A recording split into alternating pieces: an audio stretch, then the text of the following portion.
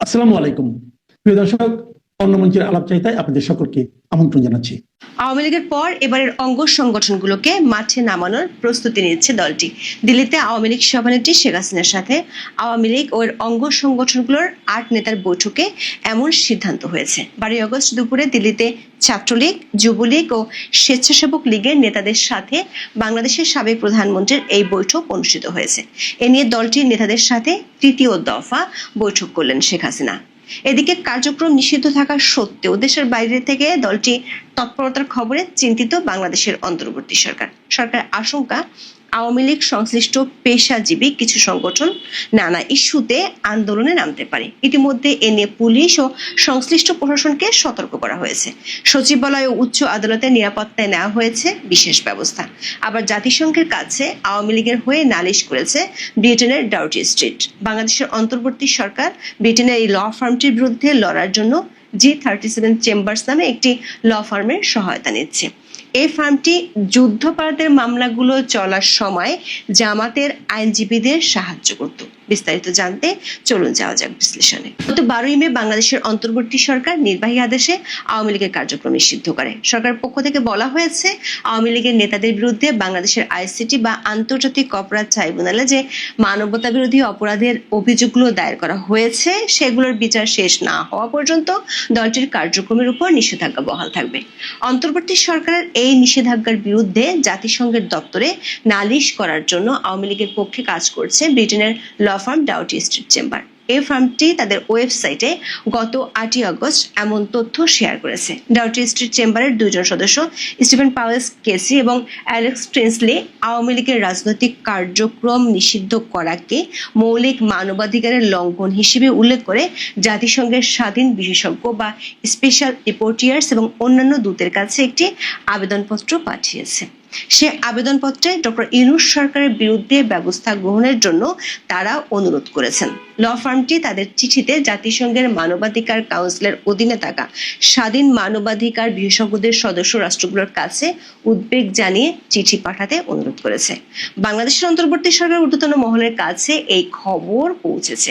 তারা বিষয়টি মোকাবেলার জন্য ব্রিটেনের আরেকটি ল ফার্মের দ্বারস্থ হয়েছে। ল ফার্মটির নাম হলো G37 চেম্বার্স। এই ফার্মটি কো-হেড হচ্ছেন টবি ক্যাডম্যান বর্তমানে বাংলাদেশের আইসিটি বা আন্তর্জাতিক অপরাধ ট্রাইব্যুনালের চিফ প্রসিকিউটরের স্পেশাল অ্যাডভাইজার হিসেবে কাজ করছেন। একই ট্রাইব্যুনালে বিগত আওয়ামী লীগ সরকার আমলে যখন যুদ্ধাপরাধের মামলাগুলো চলছিল তখন টবি ক্যাডম্যান জামায়াতে ইসলামের নেতাদের পক্ষের আইনজীবীদের পরামর্শক হিসেবে কাজ করছিলেন। যে টবি ক্যাডম্যান বাংলাদেশের আদালতে আওয়ামী লীগ ও নেতাদের বিরুদ্ধে লড়ছেন, সেই টবি ক্যাডম্যান এবং তার ফার্ম আন্তর্জাতিক অঙ্গনে একই দলের বিরুদ্ধে লড়ছেন, তখন বিষয়টি কনফ্লিক্ট অফ ইন্টারেস্ট হতে পারে বলে বিশেষজ্ঞরা মনে করছেন। এর আগে গত নভেম্বরে অন্তর্বর্তী সরকার প্রধান উপদেষ্টা ডক্টর মোহাম্মদ ইউনূস সহ 62 জনের বিরুদ্ধে নেদারল্যান্ডসের হেগে অবস্থিত আন্তর্জাতিক ফৌজদারি আদালতে ইন্টারন্যাশনাল ক্রিমিনাল কোড বা আইসিসি এর রোম সংবিধির 15 অনুচ্ছেদ অনুযায়ী ডাউটি স্ট্রিটের পক্ষে অভিযোগ দায়ের করা হয়েছিল। গত বছর 5 থেকে 8 আগস্ট পর্যন্ত আওয়ামী লীগের অঙ্গ সংগঠনের নেতাকর্মী, হিন্দু, বৌদ্ধ, খ্রিস্টান ধর্মাবলম্বী ও পুলিশের উপর গণহত্যা ও মানবতা বিরোধী অপরাধ সংঘটিত হয়েছে বলে তখন অভিযোগ আনা হয়। ডাউটি স্ট্রিটের এই অভিযোগের প্রেক্ষিতে G37 চেম্বার্স তখন বিবৃতি দিয়েছিল। টবি ক্যাডম্যান স্বাক্ষরিত ওই বিবৃতিতে বলা হয়েছে, আইসিসিতে এ ধরনের অভিযোগ দায়েরের এখতিয়ার নেই। সরকার একাধিক সূত্র বলছে, আওয়ামী লীগের পক্ষ থেকে অধ্যাপক ইউনূস সরকারের বিরুদ্ধে আন্তর্জাতিক অঙ্গনে অভিযোগ দায়েরের বিষয়টি সরকার গুরুত্বের সাথে নিয়েছে। সে কারণে টবি ক্যাডম্যানের ফার্ম G37 চেম্বার্সের সাথে পরামর্শ করা হয়েছে। এদিকে আওয়ামী লীগের একাধিক সূত্রে জানা গেছে, বাংলাদেশের অভ্যন্তরে দলটির কার্যক্রম সরকার নির্বাহী আদেশে বন্ধ থাকলেও দলটি আটঘাট বেঁধে মাঠে নামতে চায়। সেজন্য দলটির সভানেত্রী ও বাংলাদেশের সাবেক প্রধানমন্ত্রী শেখ হাসিনা দিল্লিতে নিজ বাসভবনে একের পর এক নেতাদের তলব করেছেন। প্রথম 2 দফায় দলের শীর্ষস্থানীয় 12 জন নেতার সাথে মুখোমুখি বৈঠক করেছেন। এর আগে শেখ হাসিনা শুধু অনলাইনে দলের নেতাদের অডিও বার্তা দিতেন। দলটির নেতারা বলছেন, শেখ হাসিনা মূলত যেসব নেতা ভারতে অবস্থান করছেন তাদের ডেকেছেন, তাদের সাথে বৈঠক করেছেন। নেতাদের দাবি, শেখ হাসিনা সেসব বৈঠকে দিক নির্দেশনা দিয়েছেন। সবশেষ 12 আগস্ট তিনি বৈঠকের জন্য ডেকেছিলেন আওয়ামী লীগ ও অঙ্গ সংগঠনের নেতাদের। সাবেক স্বরাষ্ট্রমন্ত্রী আসাদুজ্জামান খান কামালের নেতৃত্বে কলকাতা থেকে 8 জনের একটি টিম শেখ হাসিনার সাথে দেখা করতে দিল্লি গিয়েছিলেন। এরা হলেন সাবেক সংসদ সদস্য সাইফুল ইসলাম ও সাইফুজ্জামান শেখর, যুবলীগের সেক্রেটারি মাইনুল হোসেন নিখিল, স্বেচ্ছাসেবক লীগের ভাইস প্রেসিডেন্ট ও সাবেক সংসদ সদস্য তানভীর শাকিল জয়, সেক্রেটারি আফজাল বাবু, ছাত্রলীগের সভাপতি সাদ্দাম হোসেন ও সাধারণ সম্পাদক শেখ ওয়ালি আসিফ ইনান। আওয়ামী লীগ ছাড়া যাতে দেশে কোনো নির্বাচন না হয় সেই ইস্যুতে আন্দোলনে নামার অংশ হিসেবে এই বৈঠক হয়েছে বলে দলটির নেতারা দাবি করেছেন। আগামী কয়েকদিনের মধ্যে আরো 2টি বৈঠক হওয়ার সম্ভাবনা আছে। বিবিসি বাংলার এক খবরে বলা হয়েছে, আওয়ামী লীগের নেতারা কলকাতা থেকে দলটি পরিচালনা করছে, সেখানে তারা নিয়মিত বৈঠক করেন। এদিকে কার্যক্রম নিষিদ্ধ থাকা সত্ত্বেও বিদেশে বসে দলটির এমন তৎপরতা বাংলাদেশের অন্তর্বর্তী সরকারকে ভাবিয়ে তুলেছে। সরকার প্রেস সেক্রেটারি বলেছেন, বিষয়টি তারা নজরে রেখেছেন। সরকার আশঙ্কা দলটি এই মুহূর্তে সরাসরি মাঠে না নামলেও বিভিন্ন পেশাজীবী সংগঠনের ব্যানারে তারা আন্দোলন করতে পারে। সরকার গোয়েন্দা সংস্থাগুলো সরকারকে এমন বার্তা দিয়ে রেখেছে, যেজন্য সরকার কিছু আগাম সতর্কতামূলক নির্দেশনাও দিয়ে রেখেছে। 12 আগস্ট হঠাৎ করে সরকার ও পুলিশ প্রশাসন সচিবালয় এবং উচ্চ আদালত প্রাঙ্গণে মিছিল মিটিং এর উপর নিষেধাজ্ঞা জারি করে নোটিশ দিয়েছে। বাংলাদেশ সচিবালয়ের ভেতরে নিরাপত্তায় মিছিল সমাবেশ নিষিদ্ধ সহ 7টি জরুরি নির্দেশনা জারি করেছে সরকার। সন্ধ্যা 6টার পর সচিবালয়ের ভেতরে জরুরি দাপ্তরিক প্রয়োজনে অবস্থান করতে হলে স্বরাষ্ট্র মন্ত্রণালয়কে অবহিত করতে হবে বলেও জানানো হয়েছে সরকারি নির্দেশনায়। স্বরাষ্ট্র মন্ত্রণালয়ের জননিরাপত্তা বিভাগ থেকে এ সংক্রান্ত একটি বিজ্ঞপ্তি জারি করা হয়েছে। স্বরাষ্ট্র মন্ত্রণালয়ের যুগ্ম সচিব মোহাম্মদ জসিমউদ্দিন স্বাক্ষরিত বিজ্ঞপ্তিতে বলা হয়, দেশের প্রশাসনের প্রাণকেন্দ্র হিসেবে বাংলাদেশ সচিবালয়ের অভ্যন্তরে প্রত্যেকটি ভবনের নিরাপত্তার বিষয়টি অত্যন্ত গুরুত্বপূর্ণ। তাই সচিবালয়ের অভ্যন্তরে অবস্থিত প্রতিটি ভবন বা প্রাঙ্গণের সার্বক্ষণিক শৃঙ্খলা ও নিরাপত্তা নিশ্চিত করতে বিভিন্ন সিদ্ধান্ত নেওয়া হয়েছে। সরকারিভাবে এই নির্দেশিকায় বিশেষ কোনো কারণ জানানো হয়নি। তবে হঠাৎ করে এমন নির্দেশনার কারণ কি তা নিয়ে উঠেছে প্রশ্ন। একাধিক সূত্র থেকে জানা গেছে, সচিবালয়ে আওয়ামীপন্থী আমলাদের বিদ্রোহের আশঙ্কা করছে সরকার। সাবেক প্রধানমন্ত্রীর সময়ের 46 জন শেখ হাসিনা অনুগত আমলাকে সরকার চিহ্নিত করেছে। বিগত কয়েক মাস যাবৎ তারা নিজেরা সংগঠিত হতে শুরু করেছে বলে সরকার জানতে পেরেছে। ঢাকার officers club, Dhaka Banani club সহ অভিজাত জায়গায় তারা বৈঠক করছেন বলে গোয়েন্দারা সরকারকে রিপোর্ট দিয়েছে। একই দিনে ঢাকা মহানগর পুলিশ বা ডিএমপি সুপ্রিম কোর্ট এলাকা এবং এর আশেপাশের গুরুত্বপূর্ণ স্থানে জনশৃঙ্খলা রক্ষার স্বার্থে নতুন করে সব ধরনের সভা সমাবেশ, গণজমায়েত ও মিছিল নিষিদ্ধ ঘোষণা করেছে। 13 আগস্ট থেকে পরবর্তী নির্দেশ না দেওয়া পর্যন্ত এই নিষেধাজ্ঞা কার্যকর থাকবে বলে পুলিশ জানিয়েছে। নিষেধাজ্ঞার আওতায় থাকা এলাকাগুলো হলো প্রধান বিচারপতির সরকারি বাসভবন, বিচারপতি ভবন, জাজেস কমপ্লেক্স, সুপ্রিম কোর্টের প্রধান ফটক, সুপ্রিম কোর্ট সংলগ্ন মাজার গেট ও জামে মসজিদ গেট, আন্তর্জাতিক অপরাধ ট্রাইব্যুনালের প্রবেশ গেট, বিচার প্রশাসন প্রশিক্ষণ ইনস্টিটিউট ভবনের সামনের সড়ক ও মৎস্য ভবন সংলগ্ন সড়ক। এসব এলাকায় কোনো ধরনের সভা সমাবেশ, মানববন্ধন, অবস্থান ধর্মঘট কিংবা শোভাযাত্রা করা যাবে না বলে জানিয়েছে ডিএমপি। সরকারের সূত্রগুলো বলছে, সচিবালয় ও কোর্ট প্রাঙ্গণে বড় ধরনের সরকার বিরোধী শোডাউন হতে পারে এমন আশঙ্কা থেকে এ ধরনের নিষেধাজ্ঞা দেওয়া হয়েছে। আগামী সপ্তাহে আরো কয়েকটি স্থানের জন্য একই ধরনের নিষেধাজ্ঞা আসতে পারে। আসসালামু আলাইকুম দর্শক, খুবই গুরুত্বপূর্ণ একটি সংবাদের কারণে এত রাতে আপনাদের সামনে হাজির হতে হলো। সরকারের গুরুত্বপূর্ণ প্রভাবশালী অন্যতম উপদেষ্টা আসিফ মাহমুদ সজীব ভুঁইয়ার বিরুদ্ধে চাঁদাবাজির খুবই গুরুত্বপূর্ণ একটি প্রমাণ আমাদের সামনে এসেছে। আমরা এতদিন জেনে এসেছি এনসিপির অনেক শীর্ষ নেতা, কোনো শীর্ষ নেতা সরাসরি চাঁদাবাজিতে অভিযোগ কিংবা তাদের বিরুদ্ধে তদবির বাণিজ্য, নিয়োগ বাণিজ্য, দখল বাণিজ্য ইত্যাদি ইত্যাদি অনেক অভিযোগ আমাদের সামনে এসেছে। কোনোটার অবশ্যই প্রমাণও মিলেছে। সরকারের কোনো উপদেষ্টা যে এইসব কাজের সঙ্গে জড়িত সে ধরনের অভিযোগ আমাদের সামনে এসেছে। কিন্তু আসিফ মাহমুদ সজীব ভুঁইয়ার ভয়ঙ্কর চাঁদাবাজির যেই তথ্যটি, যে প্রমাণটি আমাদের সামনে এসেছে, সেটি এখনো পর্যন্ত অভিযোগ অবস্থায় রয়েছে, কিন্তু আসলে প্রমাণ করবে কে? বিষয়টি হচ্ছে যে গত কয়েকদিন আগে গুলশানে আওয়ামী লীগের সাবেক এমপি শাম্মী আহমেদের বাসায় যে কোটি টাকা চাঁদাবাজির ঘটনায় বেশ কয়েকজন আটক হলেন, তাদের একজন একটি ভিডিও আমাদের সামনে পাঠিয়েছেন এবং ধারণা করা হচ্ছে এই যে জানিয়া আলম অপু, যিনি ভিডিওতে স্বীকারোক্তিমূলক জবানবন্দি দিচ্ছেন, তিনি হয়তো আটক হওয়ার আগেই ৩৫ মিনিটের দীর্ঘ এই ভিডিওটি কারোর সামনে দিয়ে গিয়েছিলেন। কেন দিয়ে গেছিলেন? তিনি সংশয় প্রকাশ করছেন যে এটি না দিয়ে গেলে তাকে হয়তো অন্য কোনো ট্র্যাপে ফেলা হবে, তাকে দিয়ে অন্য কোনো স্টেটমেন্ট আদায় করা হবে। এবং এই ঘটনাটি এরই মধ্যে বা এই ভিডিওটি এরই মধ্যে ভাইরাল হয়েছে, কোনো কোনো গণমাধ্যমে নিউজ আকারে এসেছে।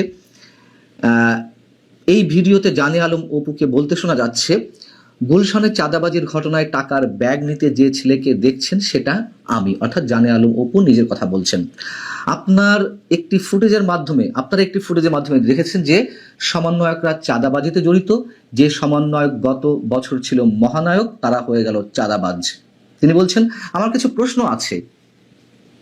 আপনারা কি জানেন ওই দিন ভোর 5টায় ওই জোনের ডিসি এসিকে অবগত করে একদম অফিসিয়াল প্রসেসে পুলিশকে সঙ্গে নিয়ে শাম্মীর সেই বাসায় আমরা অভিযান চালাই? কি ভয়ঙ্কর কথা যদি সত্য হয়ে থাকে তার এই বক্তব্যগুলো, যে পুলিশকে অবগত করে চাঁদাবাজি করতে গেছে। আপনারা কি জানেন সেই অভিযানে যাওয়ার আগে গুলশানের কোনো একটি জায়গায় উপদেষ্টা আসিফ মাহমুদের সঙ্গে আমার কথা হয়? মিডিয়ায় সেই বিষয়টি নেই কেন? আগের রাতে অভিযানের বিষয়টি মিডিয়ায় ধামাচাপা দেওয়া হলো কেন? তিনি বলছেন যে গুলশানের এলাকায় যে 5 স্টার হোটেল ওয়েস্টিনের নিচে সাদা সিএস মোটো বাইকে হেলমেট মাথায় একজন উপদেষ্টা আমার সঙ্গে কথা বলছিলেন। তিনি আসিফ মাহমুদ সজীব ভুইয়া, স্থানীয় সরকার বিষয়ক উপদেষ্টা। রাত 4টার সময় একজন উপদেষ্টা কি কারণে গুলশানের মতো অভিজাত এলাকায় আসেন? আমার কি কারণে কথা বলতে হয় একজন উপদেষ্টার সঙ্গে? এবং সেখানে তিনি বলছেন, ওই যে রিয়াদ অন্যতম প্রধান আসামি, যিনি রিয়াদ বলল যে রাতে এক ভাই আসছিল। এবার আপনারা মেলান, শুধু ওই ভাই নয়, অর্থাৎ আসিফ মাহমুদ সজীব ভুইয়াই কেবল নন, আরো যে ভাইরা আছে সব ভাইরাই এসব কাজে জড়িত। এবং এটা ওপেন সিক্রেট। এটা যে আমাদের আসিফ ভাই ওই রাতে আসছে, যে 5 স্টার হোটেল ছাড়া বসে না এখন, গত বছর জুলাইয়ে সে 50,000 টাকার স্কুটিতে চড়ত, সে এখন সিএফ মোটরসাইকেল চালায়। আমাকে যথেষ্ট ট্রাপে ফেলার চেষ্টা করা হচ্ছে। আমি যদি এসব বিষয় ক্লিয়ার না করে যাই, আমাকে দিয়ে যে কোনো স্টেটমেন্ট দিয়াবে হয়তো। তিনি আরো বলছেন, ভোরবেলায় আইন শৃঙ্খলা বাহিনীর সেই অভিযানের তথ্য কেন নেই? অভিযানের সময় আমরা বুঝতে পারি শাম্মী সেখানে ছিলেন। তথ্য পেয়ে তিনি পালিয়েছেন। যে 2.5 মিনিটের ভিডিও ভাইরাল করে আমাদের রাতারাতি ভিলেন বানানো হলো, তাদের কাছে চ্যালেঞ্জ, সৎ সাহস থাকলে আগের রাতের সিসিটিভি ফুটেজ প্রকাশ করেন, দেখি কে ফোন করছেন, কার ফোনে শাম্মী ওই বাসা থেকে বের হয়েছেন। আমরা যে আইন শৃঙ্খলা বাহিনীর সঙ্গে অভিযানে গেলাম, সেখানে আমাদের মধ্যে কি কথা হয়েছিল সেগুলো প্রকাশ করুন। প্রিয় দর্শক, হয়তো অনেকে বলবেন যে আসিফ মাহমুদ সজীব ভুইয়াকেও ফাঁসানো হচ্ছে, কিন্তু বিষয়টা কি ইন্টারেস্টিং নয়, চাঞ্চল্যকর নয়? এই যে 35 মিনিটের ভিডিও, জানে আলম অপু তো এখন আটক অবস্থায়, এবং এটি নিশ্চিত মোটামুটি যে তিনি আটক হওয়ার আগে এই স্টেটমেন্ট দিয়ে একটি ভিডিও করে গেছেন, যেটি এখন ভাইরাল হয়েছে। আসিফ মাহমুদ সজীব ভুইয়া সরকারের খুবই প্রভাবশালী একজন উপদেষ্টা, ছাত্র প্রতিনিধি হিসেবে যিনি সরকারে জয়েন করেছেন। তার বিরুদ্ধে অসংখ্য অভিযোগ। আমি একটু আগেও যে ভিডিওটি তার সম্বন্ধে দিয়েছি, তিনি নির্বাচনে ঘোষণা দিয়েছেন তিনি প্রার্থী হবেন, কোন দল থেকে প্রার্থী হবেন সেটি যদিও পরিষ্কার করেননি। কিন্তু পুরো কথা হচ্ছে যে সরকারি উপদেষ্টা পদে থেকে তিনি বলছেন নির্বাচনে লড়বেন, সেই ব্যক্তি এখনো পর্যন্ত কেন, কিভাবে এখনো মন্ত্রী পদমর্যাদায় উপদেষ্টা পদে থেকে যান? এবং নানান ধরনের অভিযোগ আমাদের সামনে আসছে এনসিপির শীর্ষ নেতাদের সম্পর্কে, যেগুলো সত্যতাও পাওয়া যাচ্ছে, এবং কোনো কোনো ক্ষেত্রে তারা শোকজ করছেন। কখন করছেন? যখন অভিযোগগুলো ভাইরাল আকারে ছড়াচ্ছে, শুধু অভিযোগ নয়, তথ্য প্রমাণ সহ, তখন তাদেরকে শোকজ করা হচ্ছে। এর আগে তো কারোর বিরুদ্ধে কোনো শোকজ করা হচ্ছে না, বা আমরা অনেক কিছুই জানি না যে কে কোত্থেকে কিভাবে অঢেল সম্পদ অর্জন করছেন। এগুলো আস্তে আস্তে সব বের হবে। এবং জানে আলম অপু আরো একটি গুরুত্বপূর্ণ তথ্য দিয়েছেন, মানে অনেকে যখন আটক হয়েছে তখন পর্যন্ত সম্ভবত তিনি আটক হননি। এরই মধ্যে প্রথম পর্যায়ে যারা আটক হয়েছেন তাদের কাউকে কাউকে 10 দিনের রিমান্ডে নেওয়া হয়েছিল। জানে আলম বপু বলছেন যে 10 দিনের রিমান্ডে চাঁদাবাজির ঘটনায় 10 দিনের রিমান্ডে নিতে হয় কি জন্য? কোনো আসামিকে তিনি কি হত্যা করেছেন, হত্যা মামলার আসামি? কথাটি খুবই যুক্তিসঙ্গত এবং তিনি ব্যাখ্যা দেওয়ার চেষ্টা করছেন এজন্যই 10 দিনের রিমান্ডে নেওয়া হয়েছে। অন্য ধরনের স্ক্রিপ্ট তৈরি করা হবে, সেই স্ক্রিপ্ট অনুযায়ী সংশ্লিষ্ট আসামিদের মুখ থেকে বক্তব্য বের করা হবে। এই কারণেই 10 দিনের রিমান্ড। এর বাইরে কেন এত দিনের রিমান্ডে নিতে হবে? এবং ওই ভিডিওর সঙ্গে একটি সিসি ক্যামেরা ফুটেজে যুক্ত করা হয়েছে, যেখানে তিনি দাবি করেছিলেন যে আসিফ মাহমুদ সজীব ভুঁইয়া একটি মোটরসাইকেলে এসে তার সঙ্গে কথা বলছেন এবং হেলমেট মাথায় দিয়ে। সেই সিসিটিভির ফুটেজও এর সঙ্গে যুক্ত করা হয়েছে। আমরা হয়তো এর সত্যতা প্রকাশ্যে পাবো না, অনেক কিছুই তো আমাদের সামনে গোপন থেকে যায়, এটি হয়তো গোপন থেকে যাবে। তবে যে অভিযোগগুলো জানে আলম অপু করেছেন, খুব কি অস্বাভাবিক কাল্পনিক কোনো তথ্য আমাদের সামনে তুলে ধরেছেন? ভালো থাকুন সবাই।